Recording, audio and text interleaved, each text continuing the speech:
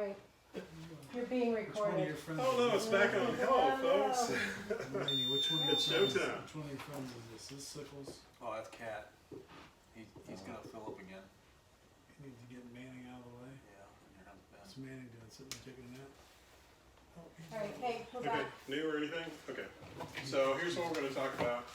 I've got to show you the video and stuff just for TSA compliance on this one. We'll do that. And here's the program.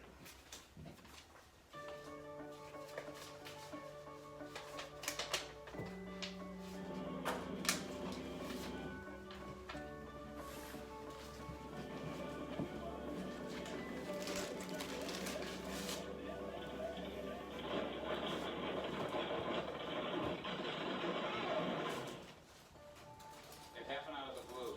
I must have traveled that road hundreds of times before. I couldn't have looked away for more than just a split second. All of a sudden, my wheels are off on the side of the road and I started to panic. And then the next thing I know, I'm lying upside down in my cab. Oh my God, no, no, no.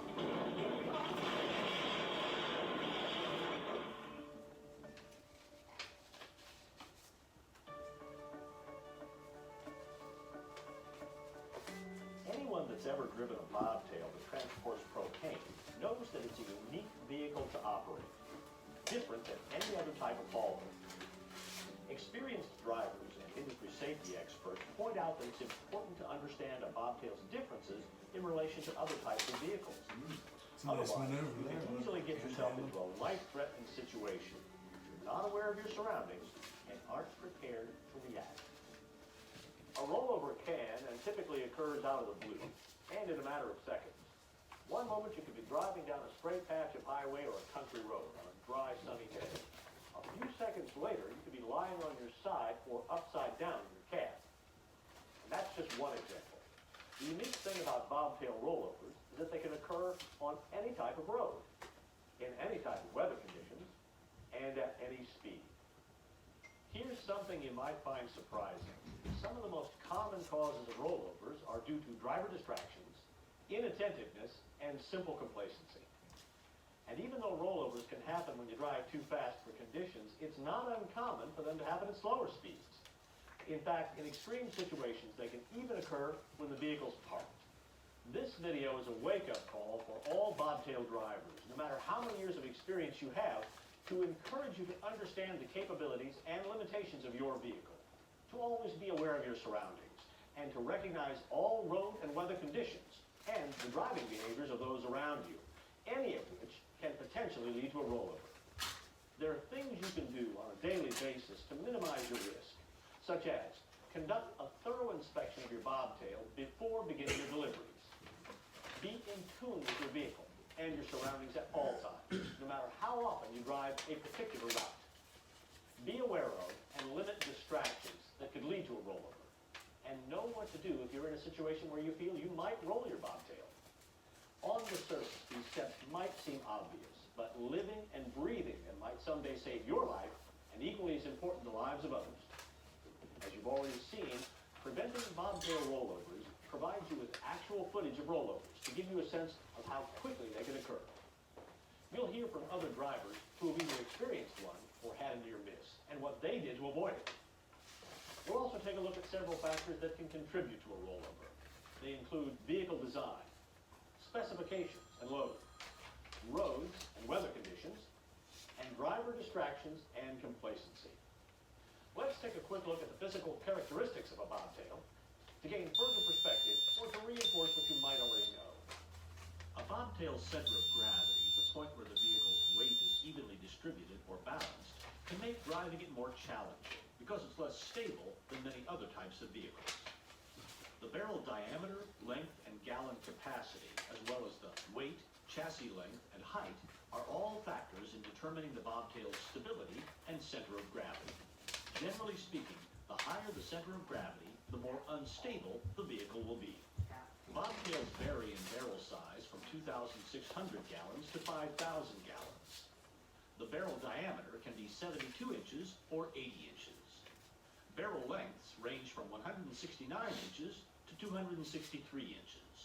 Because of the larger barrels, 5,000-gallon vehicles have tandem axles to help distribute the load.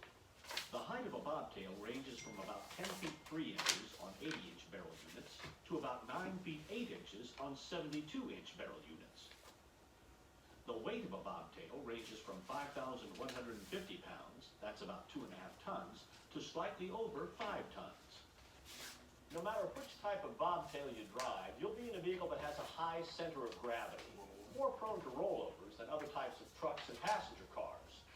When you go around a curve or apply your brakes, the center of gravity will shift toward the outside or the front of the vehicle because of the shifting of your load. This liquid surge, or shifting, is called sloshing. Although all bobtail barrels are equipped with baffles to help limit the shifting of the liquid, sloshing can still be dangerous. Come up to the stop sign, you can feel it sliding back and forth. You gotta have some good brakes on there, because it does affect the brakes quite a bit. The newer ones have some baffling in them. Of course, they're getting the bigger barrels too, so a lot more weight to control. And if you turn very sharp and get off the edge of the road, you can turn these over pretty easy. All bobtail drivers deal in some capacity with the phenomenon of liquid surge or sloshing. This sloshing of the fuel within the barrel occurs anytime the vehicle's moving and can be increasingly felt during sudden stops and turns. It's not uncommon for drivers to say that sloshing is most noticeable when carrying a partial load, making the vehicle more difficult to operate. This is because there's more room within the barrel for the propane to gain momentum, creating a forceful surge of the liquid. Driving a bobtail is different than, say, perhaps a dump truck full of gravel. The dump truck full of gravel it's not going to shift weight on you. For a bobtail or an oil truck, the liquid inside will shift depending on which direction the truck is going. If you stop suddenly, that liquid is now coming to the forward of the truck, so you're not stopping in the distance that you normally would. Too much sloshing can lead to a rollover, especially if you're going too fast around a curve, brake suddenly, are traveling on a road that's not well maintained, or leave the road and encounter a soft shoulder or drop. That's a bad day. Some drivers say that fully loaded bobtails are difficult to drive in areas like hilly, rural neighborhoods and mountainous regions.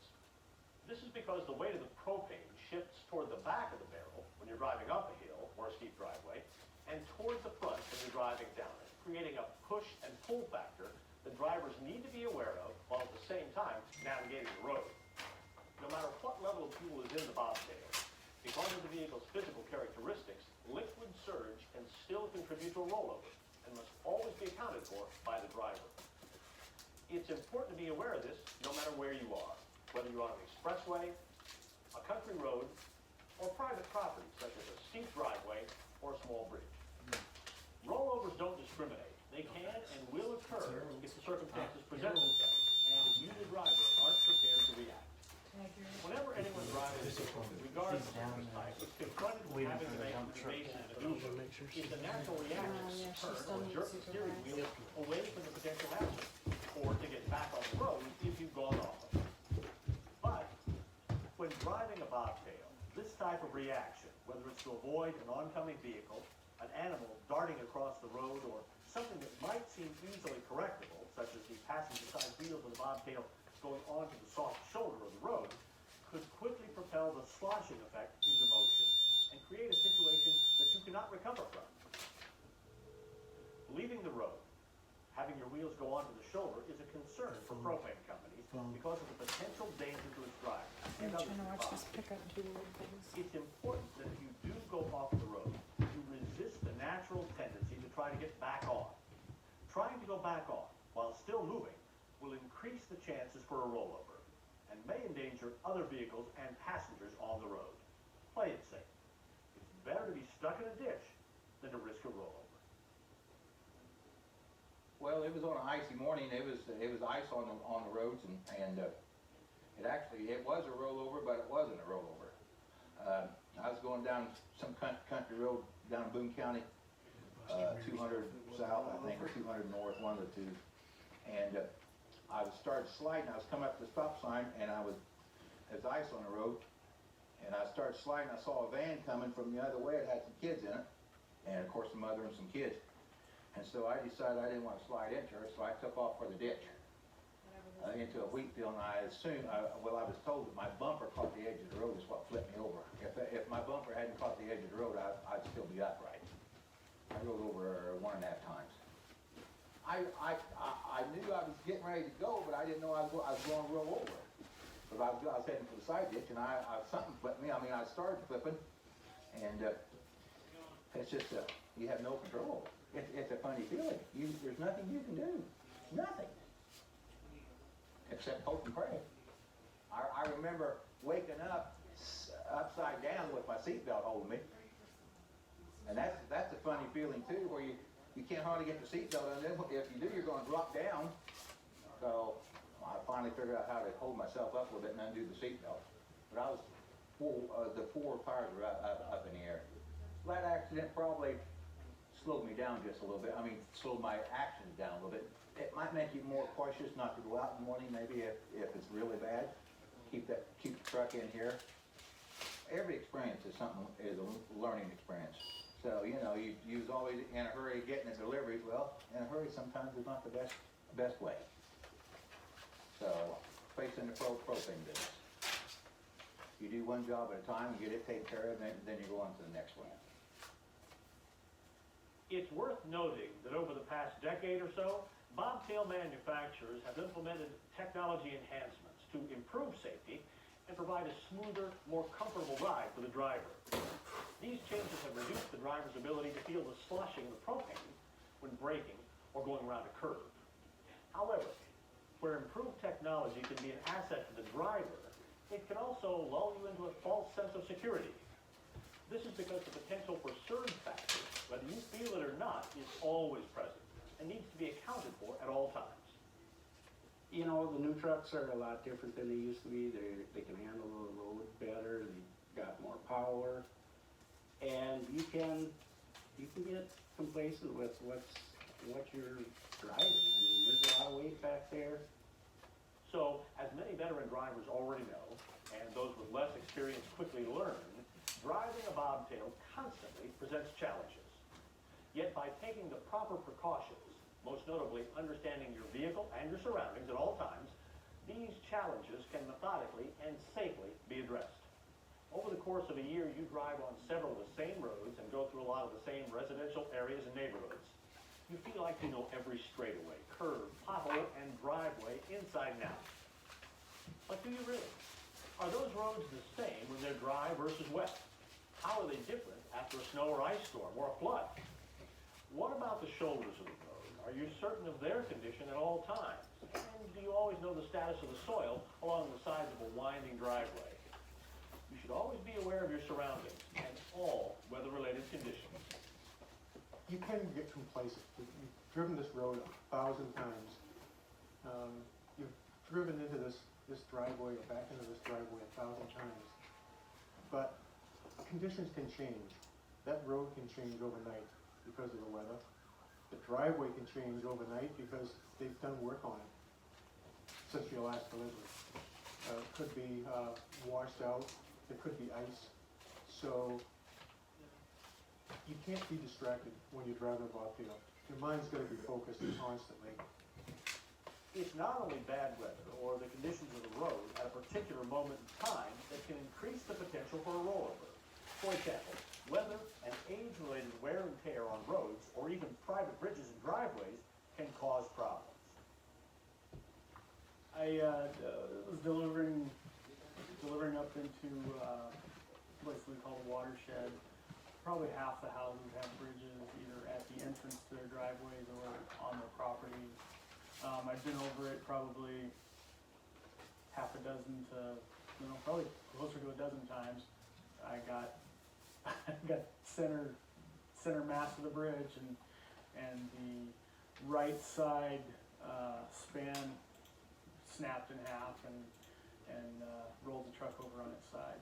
It felt like the bridge collapsed really slowly, kind of cracked, and it wasn't until the truck leaned far enough, I had about 60% on, I could actually should feel the truck surge more to the right once it got to a certain point. I think at that time I was still feeling kind of invincible, and you know, it doesn't take much to cure that feeling. I think I'd probably tell a younger driver or newer driver to, you know, that you really have to understand what the truck is about, what you know, the angles that make it difficult and that kind of stuff, and you just really have to drive within your own abilities. It's important to be aware of soil and road conditions at all times to avoid this happening to you. This particular driveway, around 7 years ago, was attempted by a driver who was unfamiliar with the area and the driveway, and he drove up, and what looked to be just rocky, sandy driveway turned out to be black ice. Upon cresting the hill behind me, the truck actually broke traction and started sliding backwards, and the truck slid on this ice over the embankment to my right and rolled, and fortunately there were several small trees that held it from going completely over. A few years ago, I had a delivery that we made from the edge of the road, and it was in the spring, and I pulled up as far over as I thought I was safe, and I got out and put my chock blocks down, and I no more than got to the back of the truck, and the whole side of the road gave out, and the truck slid down sideways. Some of the most common reasons for rollovers are driver complacency, distractions, and inattentiveness. For the experienced bobtail driver, each day presents an opportunity to become complacent. For instance, let's say that over the years you've made countless deliveries to a private property that has an unpaved road with a soft shoulder leading up to a home. Or maybe there's a small bridge on the property that you cross to get there. Because your bobtail has always handled so well on this road in the past, as well as on so many other types of routes, you have an extremely comfortable sense about its performance ability, and you feel safe. So why should your next delivery be any different? Every delivery situation is unique. What if a storm washed away part of the road or its shoulder, or damaged or weakened a bridge? Will your ability to drive your vehicle be impacted by this? Keep in mind that property owners don't always perform regular maintenance on roads and bridges, like counties and municipalities do. Yeah, after rain, after a 2 or 3 inch rain, things at the edge of the road are soft, you know, and snow melting. And some places are froze after winter time, other places are soft, depends on where the sun's shining.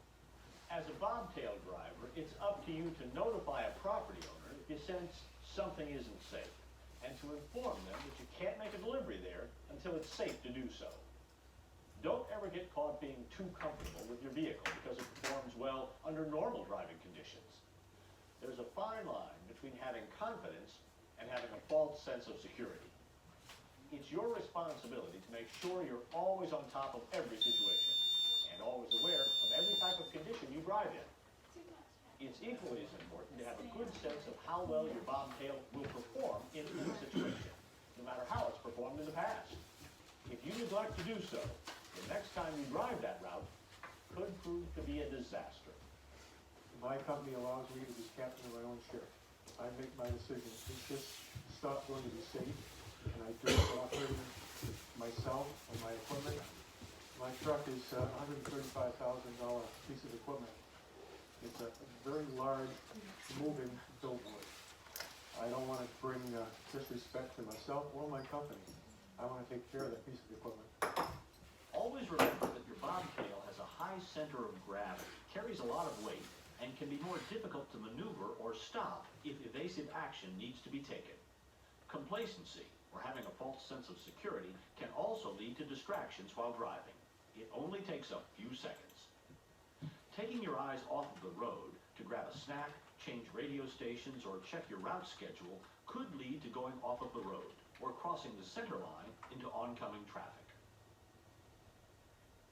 There are many types of distractions that can take your attention momentarily away from the road, including answering or making a call on a cell phone, texting, other types of mobile or GPS devices, adjusting your radio, eating or drinking while driving, checking your schedule to verify your next stop, an animal darting in front of your vehicle, fatigue, daydreaming, or simply thinking of other things you have to do after you get off work.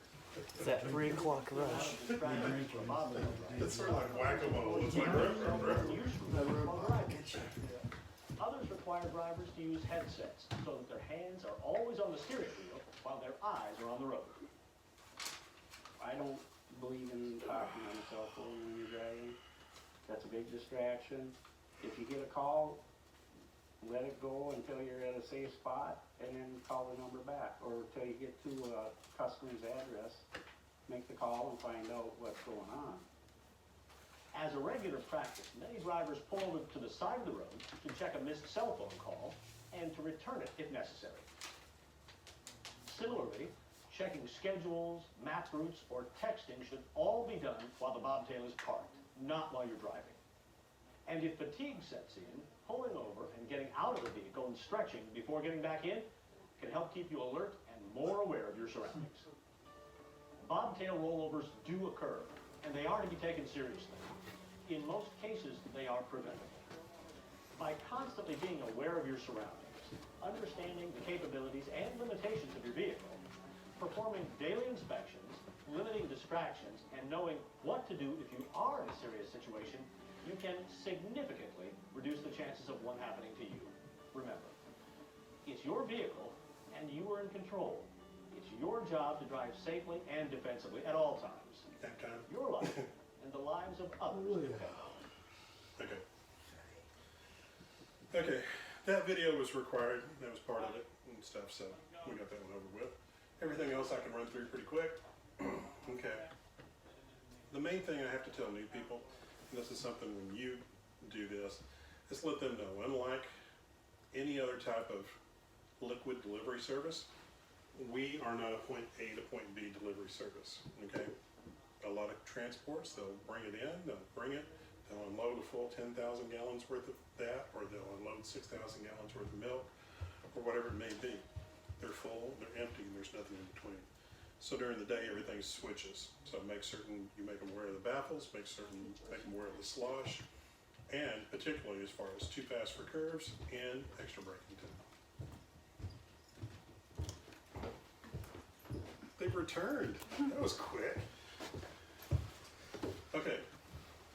On road accidents, the main thing is, number one, road signs are always going to be 5 miles faster than what you should be traveling. Okay, rule of thumb as far as that goes. Anytime you enter the truck, drive according to your conditions, signal accordingly.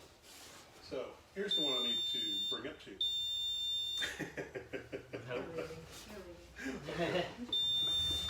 Sure.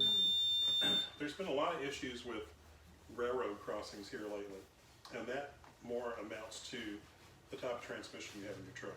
Okay, so most of them are automatic now. There's very few that are manual transmissions any longer.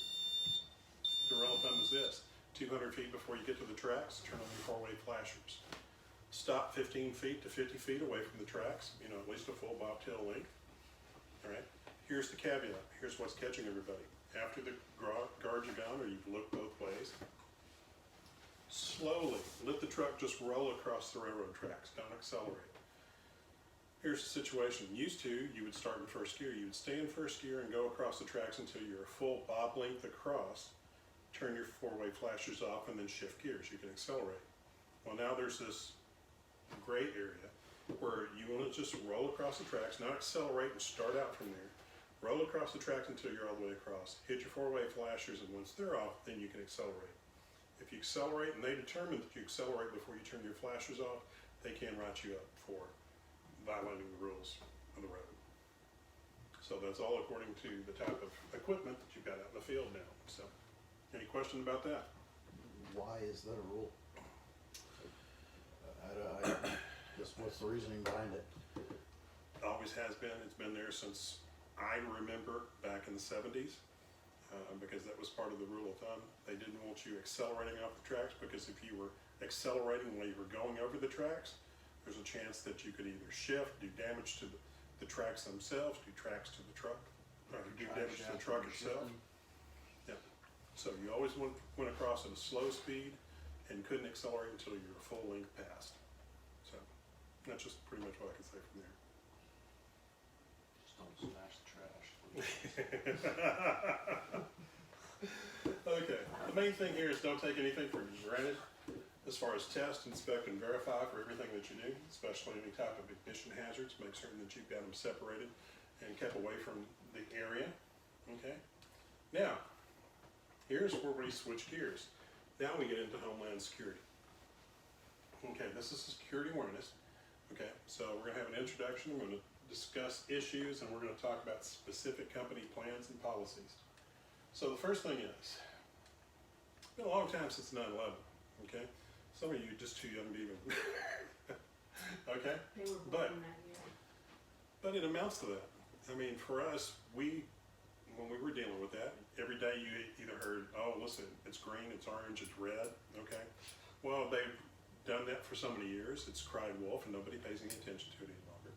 But that's still in the books, okay? Every year, there's always some occurrence of some propane company having either theft or having their bobtail stolen right in front of them, okay? So you're dealing with hazardous materials. I mean, in my years of service, I had 2 vehicles that were actually stolen. One of them, I was extremely lucky.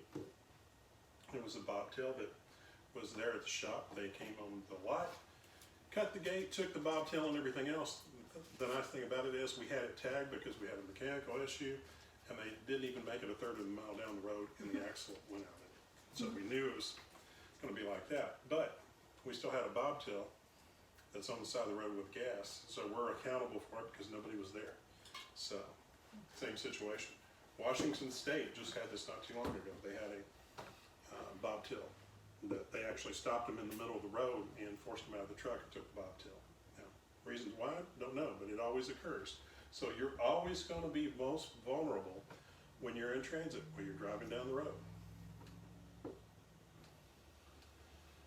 Okay, you are going to be a target, okay?